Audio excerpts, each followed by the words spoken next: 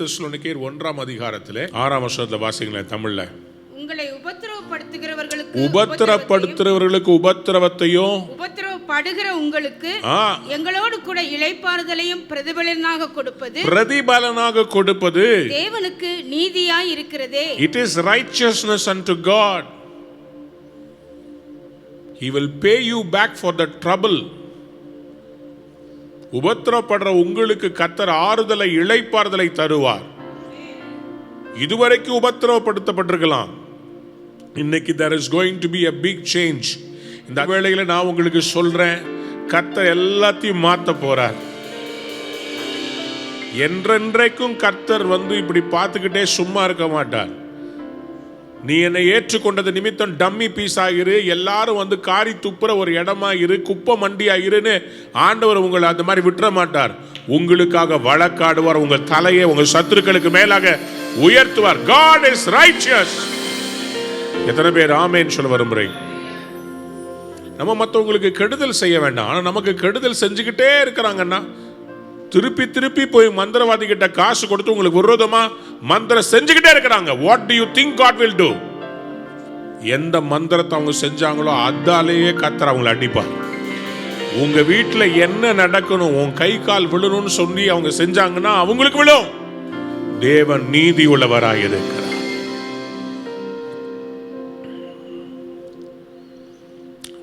சங்கீதக்காரன் சொல்ல, என் சத்ருவே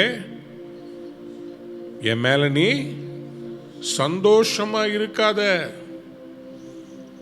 இன்னைக்கு நீ செஞ்ச காரியத்தினால என் குடும்பத்தில், என் பிள்ளைகள்கிட்ட, என் சபையில், என்னுடைய வேலையில் எனக்கு விரோதமா நீ கொக்கரிக்கலாம். ஆனா ரொம்ப நாள் சந்தோஷமா இருக்காத. நான் விழுந்தாலும் எந்திரிப்பேன், என் இருளில உட்கார்ந்தாலும் கர்த்தர் எனக்கு வெளிச்சமாக இருப்பார். மீகா 7ஆம் அதிகாரம் 8ஆம் வசனத்தை வாசித்து பாருங்க. சத்துருவே எனக்கு விரோதமாக சந்தோஷப்படாதே, நான் விழுந்தாலும் எழுந்திருப்பேன், நான் இருளிலே உட்கார்ந்திருந்தால் கர்த்தர் எனக்கு வெளிச்சமாய் இருப்பார். Understand that God is righteous. லூக்கா சுவிசேஷம் 18ஆம் அதிகாரம் 7ஆம் 8ஆம் வசனத்தை வாசித்து பார்த்தீங்கன்னா, Luke chapter 18 7 and 8. அந்தபடியே தேவன் தம்மை நோக்கி இரவும் பகலும் கூப்பிடுகிறவர்களாகிய தம்மால் தெரிந்து கொள்ளப்பட்டவர்களின் விஷயத்தில் நீடிய பொறுமை உள்ளவராயிருந்து அவர்களுக்கு நியாயம் செய்யாமல் இருப்பாரோ? My dear child of God who are watching me, ஆண்டவர் எனக்கு நியாயம் செய்ய மாட்டாரான்னு சொல்லி புலம்பி குமுறி கொண்டிருக்கிறீங்கள்ல, ஆண்டவரே நான் இப்படி அநியாயமா நான் வாழ்கிறேனே, அநியாயம் செய்யறாங்களே, you are crying. நீங்க உங்க வாழ்க்கையை கூட முடிச்சிடலான்னு யோசிக்கிறீங்க. நான் நன்மை செய்யறேன், உடம்ப ஓடா தேய்ச்சி உழைச்சு போடுறேன், ஆனா எனக்கு அன்பே கிடைக்கலையே, நான் ஏன் உயிரோட இருக்கணும்? உங்களை தோல்வியா ஒரு மரணத்துக்கு கர்த்தர் ஒப்பு கொடுத்துட்டு சந்தோஷப்படுவார் நினைக்கிறீங்களா? எல்லாம் என் தலையெழுத்துன்னு சொல்லி நீங்க அனுபவிக்கணும்னு கர்த்தர் உங்களுக்கான அப்படிதான் பாதையை வச்சிருக்கிறார் நினைக்கிறீங்களா? நெவர். தேவன் நீதி உள்ளவராயிருக்கிறார். சொல்லுங்க ஆமென். இரவும் பகலும் தம்மை நோக்கி கூப்பிடுகிறவர்களுக்கு தம்மால் தெரிந்து கொள்ளப்பட்டவர்களுடைய விஷயத்தில் நீடிய பொறுமை உள்ளவராய் இருப்பார். நீடிய பொறுமை உள்ளவராய் இருக்கிறார் என்பதனால் நியாயம் செய்ய மாட்டார் நினைக்காதீங்க. கண்டிப்பா கர்த்தர் உங்களுக்கு நியாயம் செய்வார். விசுவாசிக்கிறவங்க ஒரு ஆமென் சொல்லுங்க. ஹல்லேலூயா. ஆனா உங்களுக்காக ஆண்டவர் என்ன பண்ண போறார்? உங்களுக்கு விரோதமா எய்த அம்ப ஆண்டவர் திருப்பி விட்டுருவார், அவ்வளவுதான். God is going to change the direction of all the troubles that has been aimed at you, because God is righteous. God is righteous.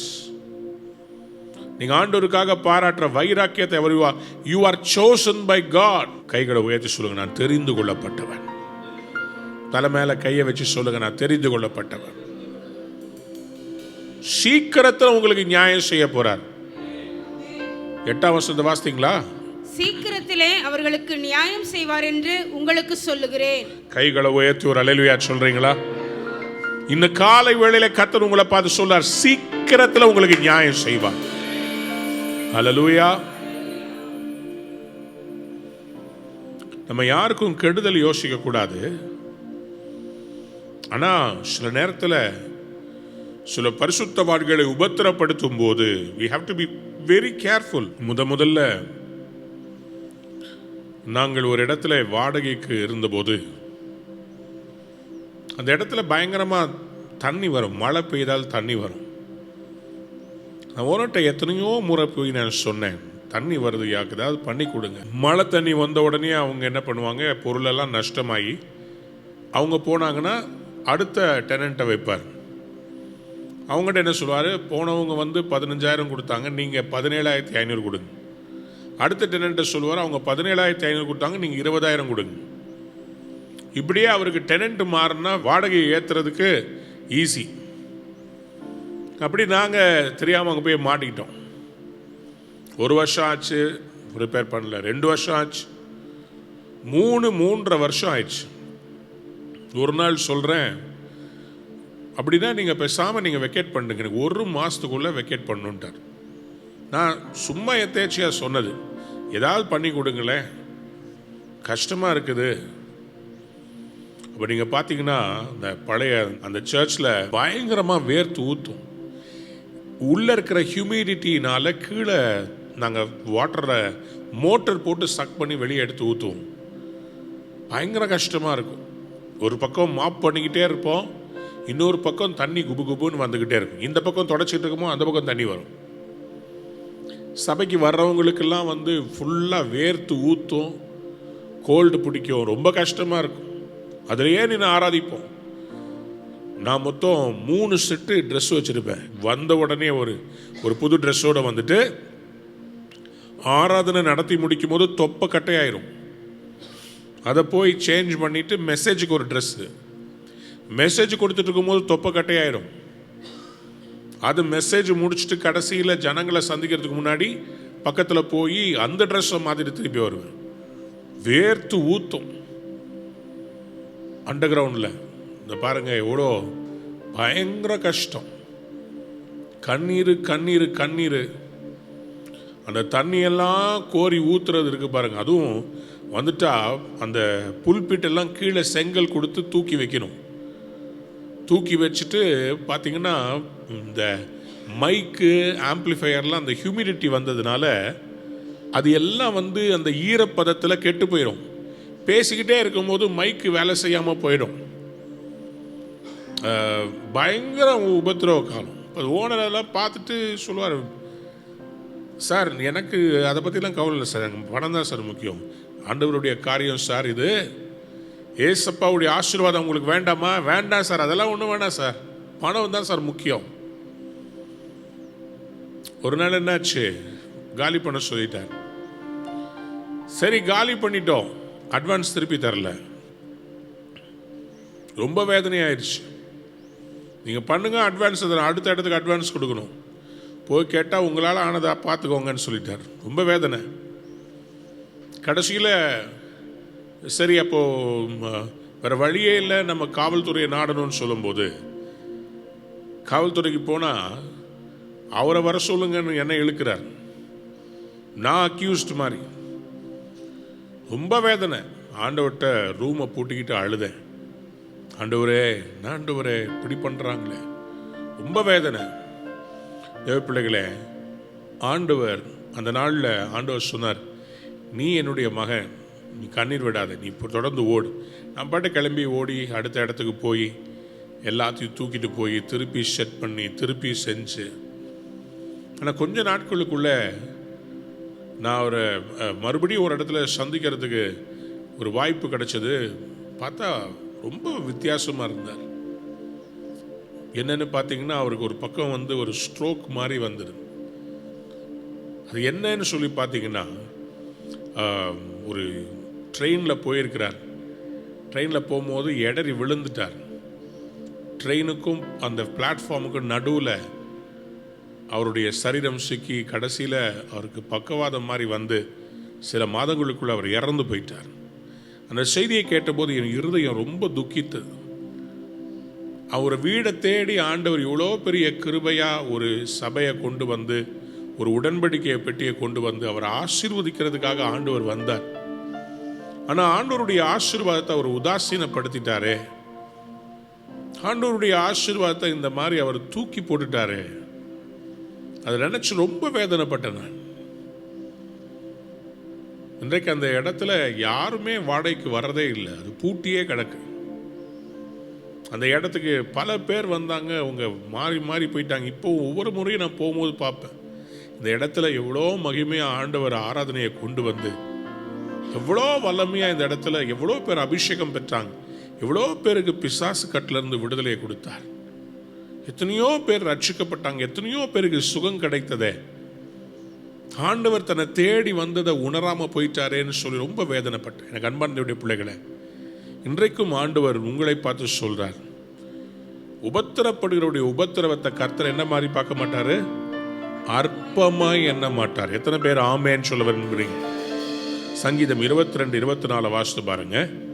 Psalm 22:24. உபத்திரவப்பட்டவனுடைய உபத்திரவத்தை அவர் அற்பமாய் எண்ணாமலும் அருவருக்காமலும் தம்முடைய முகத்தை அவனுக்கு மறைக்காமலும் இருந்து தம்மை நோக்கி அவன் கூப்பிடுகையில் அவனை கேட்டருளுவார். தம்மை நோக்கி அவன் கூப்பிடுகையில் என்ன பண்ணுவாரு? கேட்டருளுவார். அவர் கேட்டருளுவார். கைகளை உயர்த்தி அல்லேலூயா சொல்லுங்க. உபத்திரப்படுடைய உபத்திரவத்தை கர்த்தர் அற்பமாய் எண்ணாமல் அருவருக்காமல் தம்முடைய முகத்தை அவனுக்கு மறைக்க மாட்டார். Somebody said amen.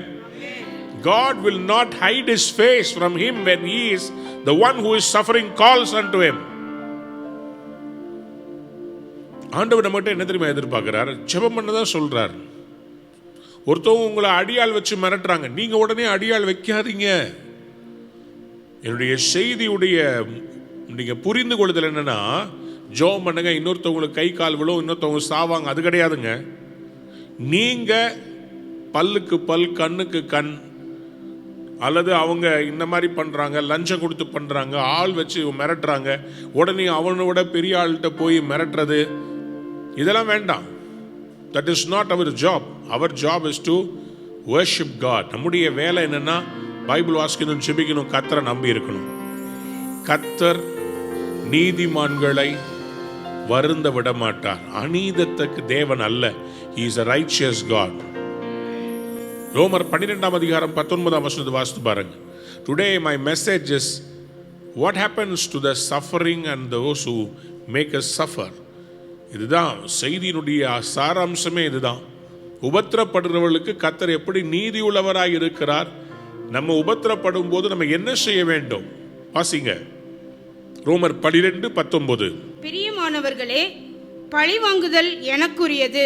Revenge is mine. நானே பதில் செய்வேன் என்று கர்த்தர் சொல்லுகிறார். I will repay says the Lord. என்று எழுதியிருக்கிறபடியினால் நீங்கள் பழி வாங்காமல் கோபாக்கினைக்கு இடம் கொடுங்கள். நீங்க பழி வாங்காதீங்க. You don't take revenge. That's it. Period. நீங்க பழி வாங்கணும் அவசியமே கிடையாது. ஒருத்தவங்க போய் மந்திரம் செஞ்சாங்கன்னா நீங்களும் போய் மந்திரம் வைக்கணும்னு அவசியம் கிடையாது. ஒருத்தவங்க உங்க மேல மொட்டை கடுதாசி போட்டாங்கன்னா நீங்களும் மொட்டை கடுதாசி போடணும் அவசியம் கிடையாது. ஒருத்தவங்க உங்களை பத்தி சோசியல் மீடியாவில் தப்பா போடுறாங்கன்னா நீங்களும் அவங்கள பத்தி தப்பா போடணும்னு அவசியம் கிடையாது. You don't need to react. You don't need to react. ஒரு ஹோட்டல்ல எல்லாரும் சாப்பிட்டுட்டு இருந்தாங்க. திடீரென்று ஒரு கற்பாம்பூச்சி பறந்து வந்தது. அங்கே நல்லா உடுத்தி இருந்த ஒரு பெரிய வீட்டு அம்மா அதை பார்த்தோன்னே கத்துனாங்க பாருங்க, சவுண்டு. அந்த கற்பாம்பூச்சி, அதுவும் இந்த ஃப்ளையிங் காக்ரோச் இருக்கு பாருங்க, நடந்து போகிற காக்ரோச்னா யாரும் பயப்பட மாட்டாங்க, பச்சைக்குன்னு ஸ்லிப்பர் எடுத்து அடிச்சிருவாங்க. இந்த ஃப்ளையிங் காக்ரோச்சை பார்த்தா ஆண்களுக்கே கொஞ்சம் பயம்தான். அது பறக்குது, எல்லாம் கத்துறாங்க. இந்த அம்மா கத்தி போட்ட கூப்பாட்டில் பக்கத்தில் சூப்பு கொண்டு வந்துட்டு இருந்த மனுஷன் கையில் இருந்த ட்ரேல இருந்த 5 சூப்பு போலும் அப்படியே கொட்டி அந்த ஆளு சூப்பு அபிஷேகம் பெற்று பயங்கர ஒரே கத்து கொலப்படி. செஃப் அங்கேருந்து பின்னாடிலேருந்து வந்தார். எல்லாரும் அந்த கர்ப்பமூச்சி இங்கே பறக்குது, அந்த டேபிளில் இருக்கிறவங்க அழுகுறாங்க, அங்கே பறக்குது, அந்த டேபிளில் இருக்கிறவங்க அலறாங்க. செஃப் வந்தார். அது கரெக்டாக ஒரு இடத்துல போய் உட்காந்துச்சு. அழகாக அங்கே பக்கத்தில் இருக்கிற அந்த சின்ன கப்பை எடுத்து அது மேலே மூடி அப்படியே கொண்டு வந்து கையில் பிடிச்சிட்டு நசுக்கிட்டு, madam please continue to enjoy your food அப்படின்னு சொல்லிட்டு எல்லாரையும் உட்கார வச்சுட்டு சமாதானமாக போயிட்டார். இப்போ மற்றவங்கெல்லாம் அந்த ப்ராப்ளம்க்கு ரியாக்ட் பண்ணாங்க, இவர் ஆக்ட் பண்ணார். சத்யா நடலன்னு சொல்லி சிஇஓ அவர் இந்த ஸ்டோரியை சொல்லிட்டு சொல்றாரு, problem is in the perception. பிரச்சனை நீங்கள் பார்க்கிற கண்ணோட்டத்தில் தான் இருக்கிறது. இது ஒரு கற்பாம்பூச்சி, இதை நசுக்கிடலாம், நான் எவ்வளோ பெரிய ஆளு, எனக்குள்ள அதை விட அதிகமான சக்தி இருக்குதுன்னு நினச்சதுனால இந்த செஃப் வந்து ப்ராப்ளமை பெருசாக்கல. மற்றவங்கெல்லாம் ஐயோ கற்பாம்பூச்சி, செஃப் வந்து பார்த்தது C கற்பாம்பூச்சி. How you perceive your problem is how your problem will look to you. இஸ்ரவேலர் சொன்னாங்க, ஓ they are giants. ஆனால் ஜோஷுவாவும் கேலேபும் சொன்னாங்க, they are our bread. ஆண்டவர் என்ன பண்ணிட்டார், அவங்கள நமக்கு அப்பமாக்கினார்னு போட்டிருக்கு. they are our bread. என்னாகும் 14ஆம் அதிகாரம் 9ஆம் வசனத்தில், கர்த்தருக்கு விரோதமாக மட்டும் கலகம் பண்ணாதீங்க, அந்த தேசத்தின் ஜனங்களுக்கு நீங்கள் பயப்பட வேண்டியதில்லை, அவர்கள் நமக்கு, தமிழ்ல இறையாவார்கள்னு போட்டிருக்குது, இங்கிலீஷ்ல போட்டிருக்குது they are our bread. சொல்லுங்க ஆமென்.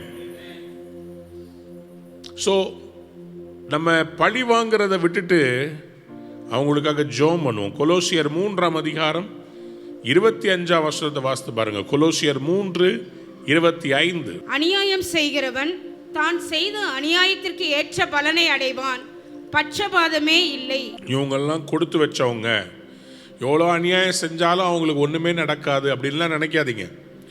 அநியாயம் செய்கிறவன் தான் செய்த அநியாயத்துக்கு ஏற்ற பலனை அடைவான். சில பேர் ரத்தம் சிந்தி மறிக்கிறாங்களே, அவங்க கதையெல்லாம் என்ன? தேவன் நீதி உள்ளவர் நீங்க சொன்னீங்க, அவங்க உயிரே போயிருச்சு. What do you think God is going to do? அவருடைய வருகையில் என்ன பண்ணுவாருன்னு சொல்லி தெரியுமா? இந்த ரத்தம் என்ன செய்யும் தெரியுமா? வெளிப்படுத்தின விசேஷம் 6ஆம் அதிகாரத்தில் 9-10ஆம் வசனத்தை வாசித்து பாருங்க. அவர் 5ஆம் முத்திரையை உடைத்த போது தேவ வசனத்தின் நிமித்தமும் தாங்கள் கொடுத்த சாட்சியின் நிமித்தமும், because of the word of God and the testimony they had maintained, கொல்லப்பட்டவர்களுடைய ஆத்துமாக்களை பலிபீடத்தின் கீழே கண்டேன்.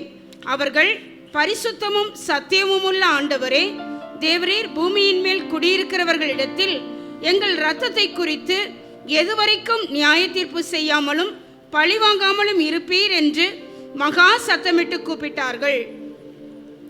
அந்த நியாய தீர்ப்புக்காக அந்த ரத்தம் கதறுமா எங்கே? பலிபீடத்தின் கீழிருந்து. From under the altar of God, the blood of the slain who had followed the word of God and the testimony that they had maintained, அவங்க ரத்தம் அமைதலா இருக்காது.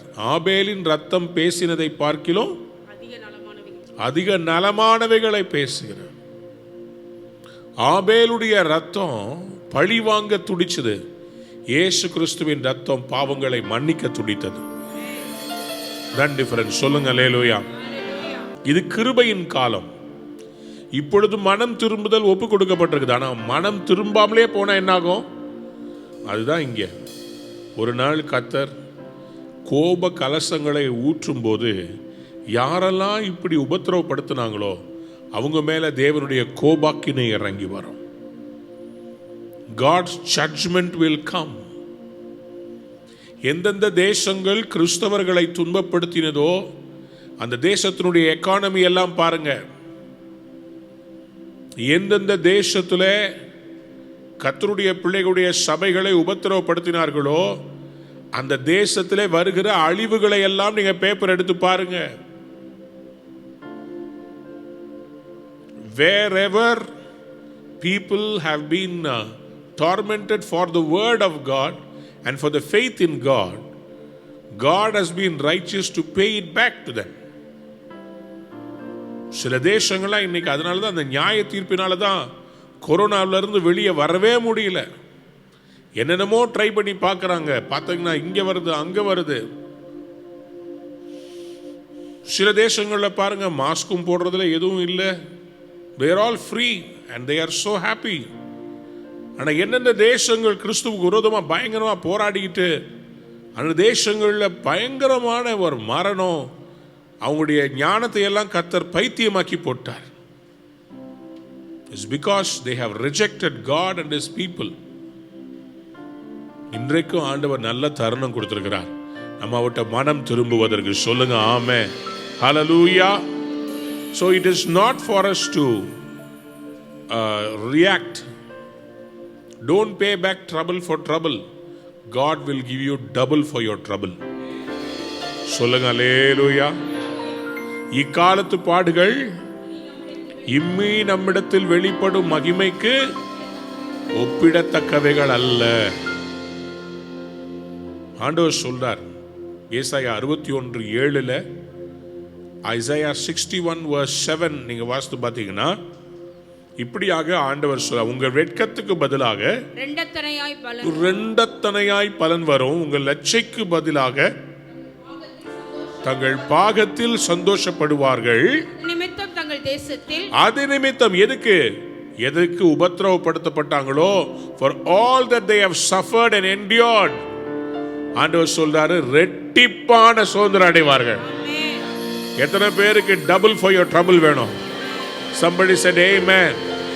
God is going to give you double for your trouble. இன்னைக்கு நீங்க யோசிக்கலாம், trouble everywhere trouble. God says I am going to double இன்ட்ரெஸ்டோட கொடுக்க போறேன். நான் உபத்திரவத்தை கர்த்தர் மாத்தி உங்களுக்கு நன்மையாய் ரெட்டிப்பாய் திருப்பி தர போறார். ரெட்டிப்பான நன்மை இன்று வரும். 2 தெசலோனிக்கேயர் 1 7 வாசித்து முடிக்க போறோம். தேவனை அறியாதவர்களுக்கும் நம்முடைய கர்த்தராகிய இயேசு கிறிஸ்துவின் சுவிசேஷத்திற்கு கீழ்ப்படியாதவர்களுக்கும் நீதியுள்ள ஆக்கினையை செலுத்தும்படிக்கு கர்த்தராகிய இயேசு தமது வல்லமையின் தூதரோடும் ஜுவாலித்து எரிகிற அக்கினியோடும் வானத்திலிருந்து வெளிப்படும் போது அப்படியாகும். எப்போ இந்த பதில் செய்வது, நீதி செய்வது வெளிப்படும் என்றால், கர்த்தராகிய இயேசு கிறிஸ்து வல்லமையுடைய தூதரோடும் ஜுவாலித்து எரிகிற அக்கினியோடும் வானத்திலிருந்து வெளிப்படும் போது அப்படியாகும். When the Lord Jesus Christ from heaven in blazing fire with his powerful angels is revealed, அப்பொழுது இதுக்கெல்லாம் முடி வரும். சொல்லுங்க அல்லேலூயா. சத்தமா அல்லேலூயா சொல்றீங்களா? ஹல்லேலூயா. மனுஷகுமாரன் வெளிப்படும் நாள் அது ரொம்ப சமீபமா இருக்கிறது. லூக்கா 17:30 வாசித்து பார்க்கும்போது, லூக்கா 17:30, it will be just like this on the day the Son of Man is revealed. மனுஷகுமாரன் வெளிப்படும் நாளிலும் அப்படியே நடக்கும். சொல்லுங்க ஆமென். எபிரேயருக்கு எழுதப்பட்ட நிருபம் 10:27 வாசித்து பாருங்கள். நியாய தீர்ப்பு வருமென்று பயத்தோடு எதிர்பார்க்குதலும் விரோதிகளை பட்சிக்கும் கோபாக்கினையுமே இருக்கும். Fearful expectation of judgment and of raging fire that will consume the enemies. விரோதிகளை பட்சிக்கும் கோபாக்கினை. All this will happen. இதெல்லாம் வரும். ஏன்னா நம்முடைய ஆண்டவர் எப்படின்னு சொன்னா 29 வாசித்து பாருங்க. தேவனுடைய குமாரனை காலின் கீழ் மிதித்து தன்னை பரிசுத்தம் செய்த உடன்படிக்கையின் இரத்தத்தை அசுத்தமென்று எண்ணி கிருபையின் ஆவியை நிந்திக்கிறவன் எவ்வளவு கொடிதான ஆக்கினைக்கு பாத்திரவானாய் இருப்பான் என்பதை யோசித்து பாருங்கள். அதுதான் when you are actually demeaning the blood of Christ, அவருடைய இரத்தத்தை, கிருபையின் இரத்தத்தை, கிருபையின் ஆவியை நிந்திக்கிறவன் எவ்வளவு கொடிதான ஆக்கினையை அடைவான் என்பதை யோசித்து பாருங்க. பழிவாங்குதல் எனக்குரியதுன்னு கர்த்தர் சொல்றார். எபிரேயர் 12:29 சொல்கிறது, our God is the consuming fire. என் தேவன் பட்சிக்கிற அக்கினியாய் இருக்கிறாரே. God gives people a chance But when they are not repenting at the coming of God, there will be eternal doom that will wait for people who are rejecting and people who are troubling God's children. தேவனுடைய பிள்ளைகளை உபத்திரப்படுத்துகிறவர்களுக்கு நித்தியத்துக்கும் உபத்திரம் இருக்குது. அது ரொம்ப ஒரு கொடிய காரியம். அது யாருக்குமே வரக்கூடாது. எத்தனை பேர் ஆமென் சொல்ல விரும்புறீங்க? நம்மை உபத்திரப்படுத்துகிறவர்கள் ரட்சிக்கப்படுவார்களாக, அவர்கள் பட்சிக்கப்படாமல் இருப்பார்களாக. எத்தனை பேர் ஆமென் சொல்ல விரும்புறீங்க? That should be our mind, that should be our prayer. அதுதான் ஆண்டவர் நம்ம கிட்ட எதிர்பார்க்கிறார். அவங்களுக்காக ஜெபம் பண்ணுங்க. ஏன்னா there is a day of judgment that is coming. When Christ comes, he will judge the people. அதை குறித்து நிறைய வேதத்தில் வசனம் இருக்குது. 2 பேதுரு 3ஆம் அதிகாரம் 7ஆம் வசனம் சொல்கிறது, by the same word the present heavens and the earth are reserved for fire, being kept for the day of judgment and destruction of the ungodly. இப்பொழுது இருக்கிற வானங்களும் பூமியும் அந்த வார்த்தையினாலேயே அக்கினிக்கு இரையாக வைக்கப்பட்டு தேவ பக்தி இல்லாதவர்கள் நியாயம் தீர்க்கப்பட்டு அழிந்து போகும் நாள் வரைக்கும் காக்கப்பட்டிருக்கிறது. அதுக்காக ஒரு டே காத்துட்டு இருக்குது. தேவ பக்தி இல்லாம இயேசுன்ற அந்த பெயரை நிந்தித்து கிறிஸ்தவர்களை உபத்திரப்படுத்தி இதெல்லாம் ஆண்டவர் நீதி செய்யாம இருக்க மாட்டார். இன்னைக்கு அவங்களுக்கு அதெல்லாம் சந்தோஷமா இருக்கும். காசை வாங்கிட்டு உபத்திரவப்படுத்தலாம், சபையை உடைக்கலாம். ஒரு நாள் வரும், ஆண்டவர் வரும்போது அவருடைய கோபாக்கினை வெளிப்படும். தேவ பக்தி இல்லாதவர்கள் நியாயம் தீர்க்கப்படும் நாள் வரும். அந்த நாளை குறித்து பயப்படணும், ஒரு பயம் இருக்கணும். எத்தனை பேர் ஆமென் சொல்ல விரும்புறீங்க? ஹல்லேலூயா. நம்முடைய ஆண்டவர் அவர் பட்சிக்கிற அக்கினியை போல இருக்கிறவர். அவருடைய கண்கள் அக்கினி ஜுவாலை. அவர் அன்புள்ளவர் தான். நதிகளோரம் தங்கும் புறா கண்கள் எப்படி தண்ணீர் நிறைந்திருக்குமோ அதுபோல கண்கள் உடையவர் தான். அவரே வெளிப்படுத்துற விசேஷத்துல அவர் தோற்றம் எப்படியாக அவருடைய கண்கள் அக்கினி ஜுவாலை போல இருந்ததா. வெளிப்படுத்தல் 1:14 சொல்கிறது, அவருடைய கண்கள் அக்கினி ஜுவாலையை போல இருந்துச்சு. The same compassionate God can become the judge whose eyes are blazing fire. So இன்னைக்கு நம்ம ஆண்டவர்ட்ட மனம் திரும்புவோம். யாராவது நம்ம உங்களுக்கு உபத்திரவப்படுத்தினா அவங்கள மன்னிக்கணும்னு சொல்லி ஆண்டவர்ட்ட ஜெபம் பண்ணுங்க. ஆண்டவரே, அவங்க மனம் திரும்ப வேண்டும்.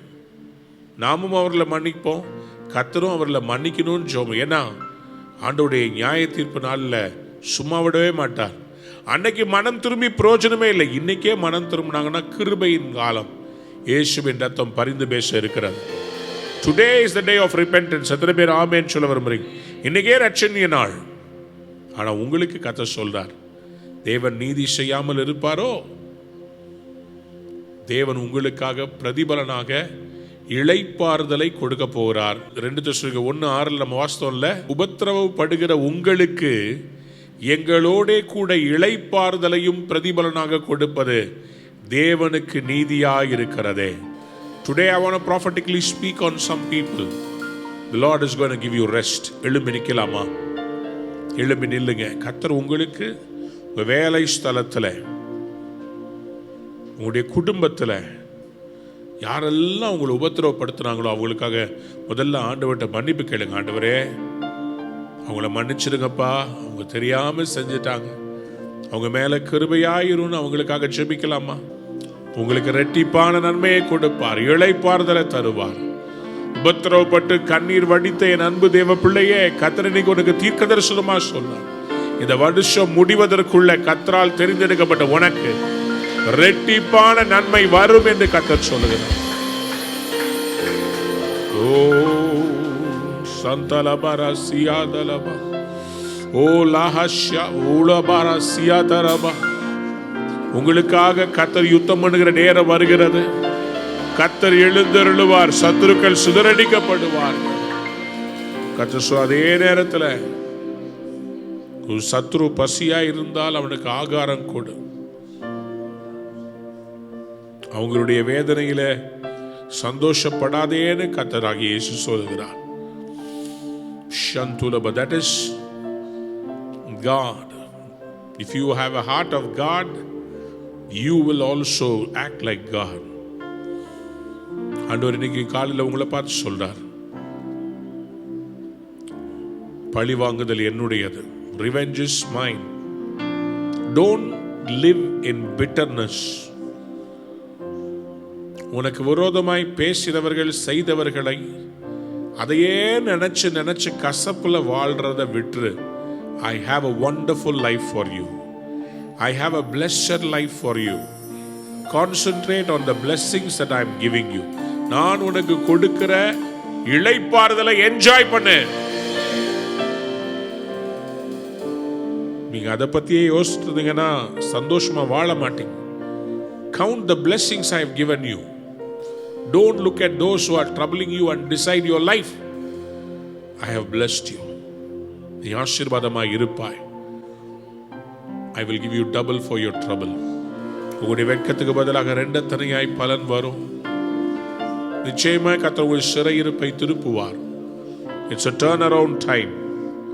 God will bless you.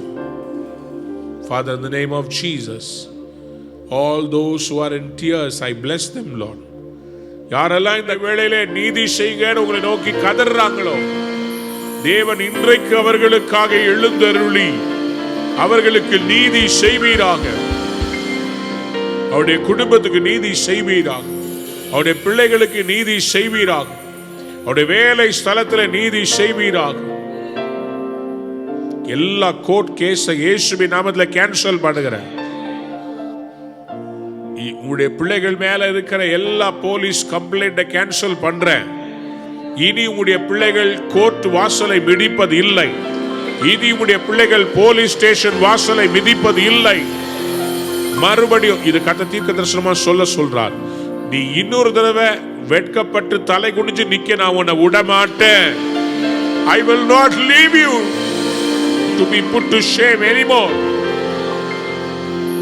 You will not go in places where you are put to shame. ஆண்டவர் சொல்றாரு, இவ்வளவு நாள் ஆண்டவரே நான் இப்படி அநாத மாதிரியே போறது, எல்லா இடத்துலயும் என்னை துரத்தி அனுப்புறாங்களே. ஆண்டவர் உங்களுக்கு சீக்கிரத்துல நீதி செய்வார். நிலையான வாசஸ்தலங்கள்ல உங்களை உட்கார வைப்பார். வாடகை கொடுக்க முடியாம நீங்க கஷ்டப்பட்டதை கர்த்தர் பார்க்கிறார். வேலையில சம்பள உயர்வு இல்லாம நீங்க பல வருஷமா இருக்கிறத கர்த்தர் பார்க்கிறார். கர்த்தர் உங்களுக்கு நீதி செய்வார். God will righteously bless you. உங்களுக்கு நன்மை பலனாக வரும். இயேசுவின் நாமத்தினாலே இந்த வார்த்தை எனக்குத்தான் என்று சொல்லி பியாசப்படுத்தி கொண்டு கண்ணீரோட Lord I am thankful for this word ன்னு சொல்லி நன்றி சொல்ற ஒவ்வொருவரையும் இன்றைக்கே ஆசீர்வதியும். வேலை இல்லாதவர்களுக்கு வேலையை தாங்க, வீடு இல்லாதவர்களுக்கு வீடு தாங்க. எந்த வார்த்தையை சொல்லி அவமானப்படுத்தப்பட்டார்களோ அதே வார்த்தையை உங்களுடைய பிள்ளைகளுக்கு நீர் ஆசீர்வாதமாக தந்து அவர்களை கனப்படுத்துவீராக. அப்படி செய்வீராக. You are the God of righteousness. அப்படியே செய்து உங்களுடைய பிள்ளைகளை ஆசீர்வதியும். இந்த நாளில் உங்களுடைய பிள்ளைகள் உமக்காக பாராட்டின வைராக்கியத்தை நினைத்தரணும். அவளை கனப்படுத்தும். அவருடைய குடும்பத்தை வர்த்திக்க பண்ணும். I speak shalom into every house, Lord. I speak shalom into every heart. ஆசீர்வதியும், பெரிய காரியங்களை செய்யும். அன்பான நேயர்களே, இந்நிகழ்ச்சியில் கொடுக்கப்பட்ட வாக்குத்தத்தங்களும் தீர்க்க தரிசன வார்த்தைகளும் உங்களுக்கு ஆசீர்வாதமாய் இருந்திருக்கும் என்று நாங்கள் நம்புகிறோம். நீங்கள் பெற்ற ஆசீர்வாதங்களையும் ஜெப விண்ணப்பங்களையும் மற்றும் உங்கள் காணிக்கைகளையும் அனுப்ப வேண்டிய எங்கள் முகவரி: ரூவா ஊழியங்கள், எண் 82, ஜவஹர்லால் நேரு சாலை, சிம்ஸ் மருத்துவமனை எதிரில், வடபழனி, சென்னை 26. உங்கள் காணிக்கைகளை ஆன்லைன் மூலமாக எளிதாக செலுத்தலாம்.